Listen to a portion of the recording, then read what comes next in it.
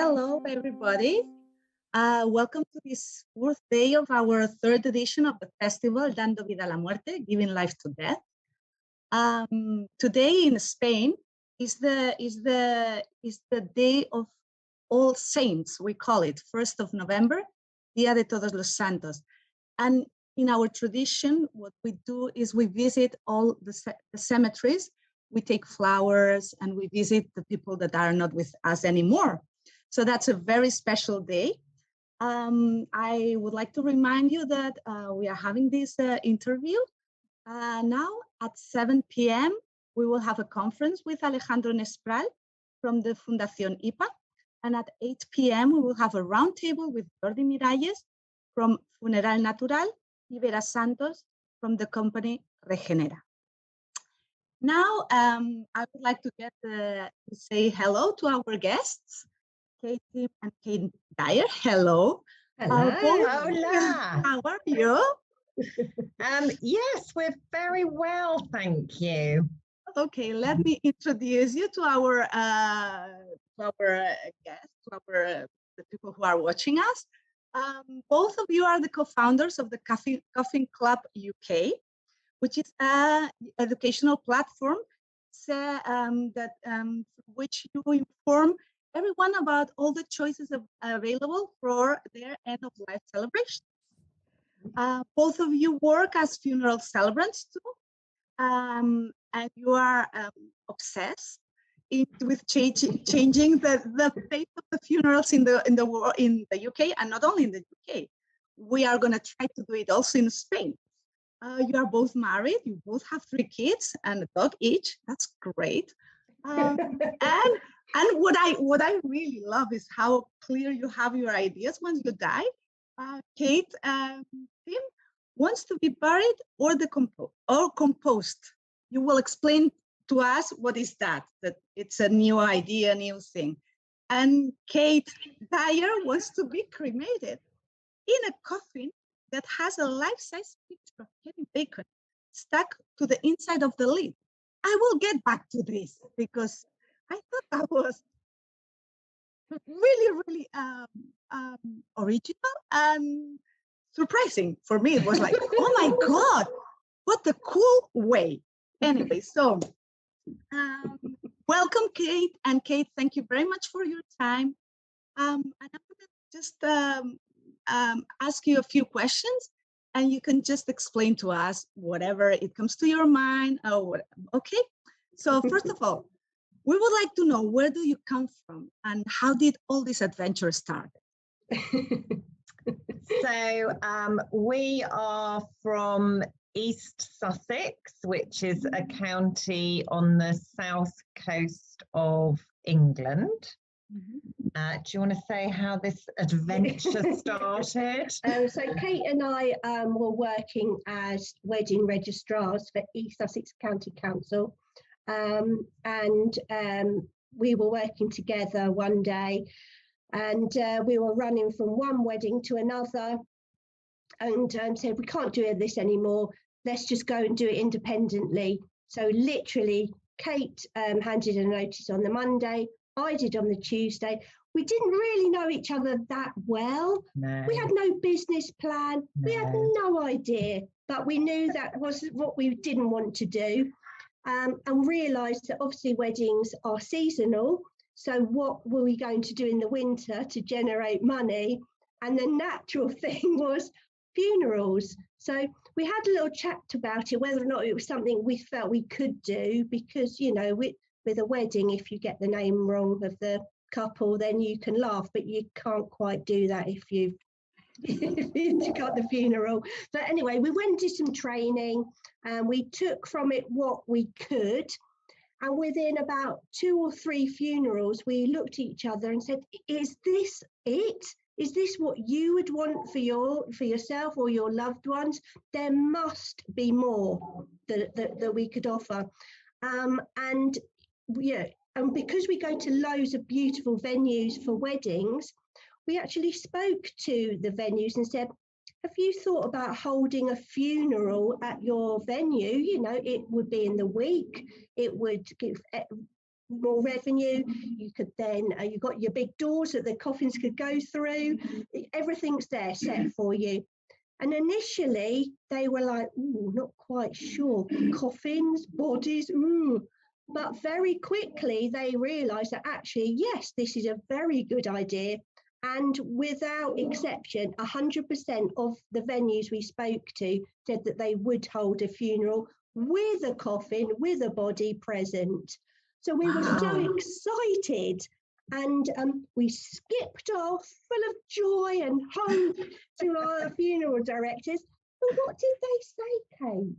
Well, we skipped off to our local funeral directors and said, oh, we've spoken to all these lovely wedding venues who are keen to host funerals.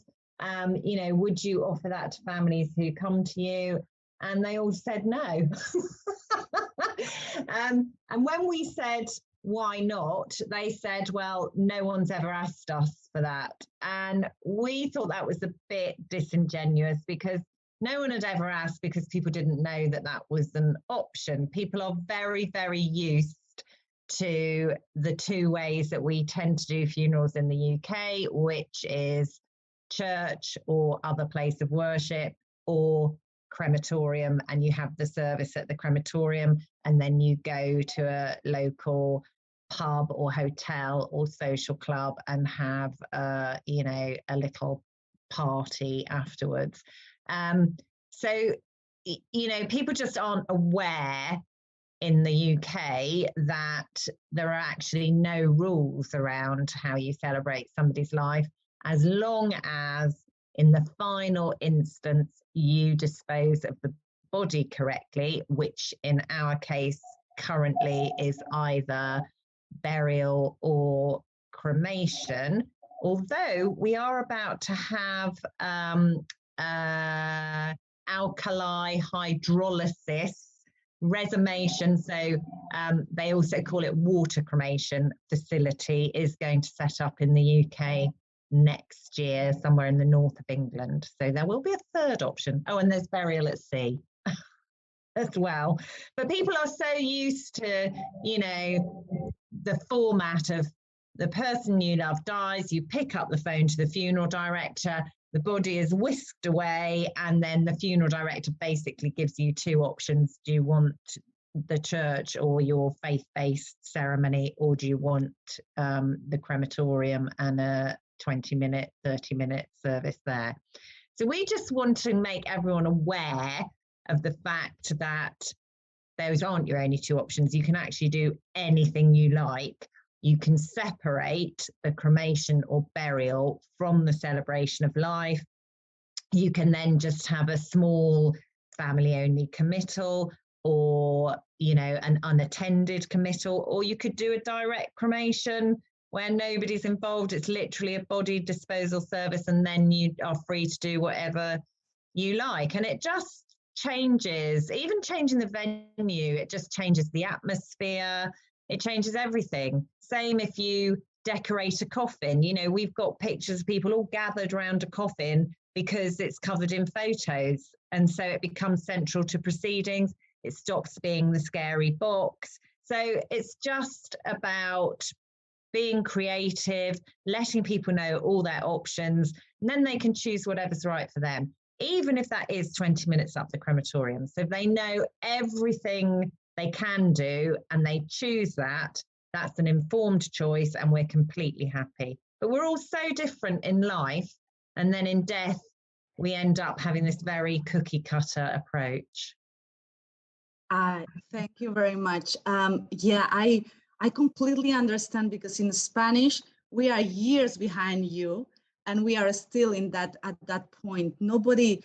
I facilitate death cafes, and some people, when I say there is other choices besides the church nowadays, I mean, 2 weeks ago they were just asking me, "Oh, really?" So it is an issue, and I think, as you say, there are lots of ways to live. There should be lots of ways to celebrate life, and we have to know all the options to feel which one is in with us, resonates with us, and that's it. So you talked, you introduced the Coffin Club. That was my next question. What was the catalyst that brought you to create the Coffin Club UK? And explain a little bit, what is this about? You want to? Well, so basically it was frustration. It was the fact that our local funeral directors were not going to tell people that they had other options. So we thought, well, we're going to tell them. So yeah, it was basically that. And it sort of happened accidentally, because we went to talk to a venue about weddings, and it was a deconsecrated church that was now an art centre. And they said, oh, we've got a coffin lift and we've got a crypt. And we were just kind of like, oh, this would be the perfect setting for a coffin club. So we just, before we knew it, we were kind of running a coffin club in our usual fashion. Kate Dyer will tell you that. Well, you'd read about it. Kate had read about Coffin Club New Zealand in the paper. And so that had already planted the seed. And she contacted New Zealand, and the lady's name, excuse me, was Katie. So we were already, oh, it's a sign. And there was a coffin club in Hastings, New Zealand. So we were like, right, we've got to do this. Everything, the world is telling us that we need to get on and do it. And like Kate said, literally, we were talking about weddings, and the next minute we had a venue for our first coffin club with no real plan as yet, but that was enough to spur us on to say, yeah, the planets are aligning, let's get this done. Oh, Kate Dyer, I have a habit of having what is called a good idea. And then I'm just off. I'm like, oh, I've had a good idea. And then I'm doing it, and she's sort of hanging on to my coat, trying to drag me back. But there's no stopping me, is there? No, sometimes I have to just say, hang on, can we just think about this and talk about it before you drag me to some other thing that terrifies me. So yeah, we just started, and we had 4 people come to the first coffin club. And from tiny acorns, mighty oaks do grow. And it's just kind of grown and grown, because basically it's such a great idea. And actually, people are really interested in death. People just don't like talking about their own death. And this gives them a really safe environment to come and explore that in a way that is really not scary. It's quite inspirational. It's quite good fun. It's not morbid. They have a funeral wish list that they work through. We have different speakers come every week. So we have like manager of our local crematorium and cemetery. We have a forward-thinking funeral director. We have end-of-life doulas or soul midwives. We have us as funeral celebrants. We have people who work at the hospice. So, they can just end up really, really well informed. And through that, they can make a decision about what kind of funeral or end-of-life celebration is right for them. Get it all written down, give it to whichever family member or friend or special person or solicitor that they want to leave that information with, and then they just get on with living their life. I mean, it has evolved, Coffin Club. Initially, we thought it was going to be about decorating coffins, and that's what we had in our heads. But very quickly, we realised that that was secondary. It really was about educating people, because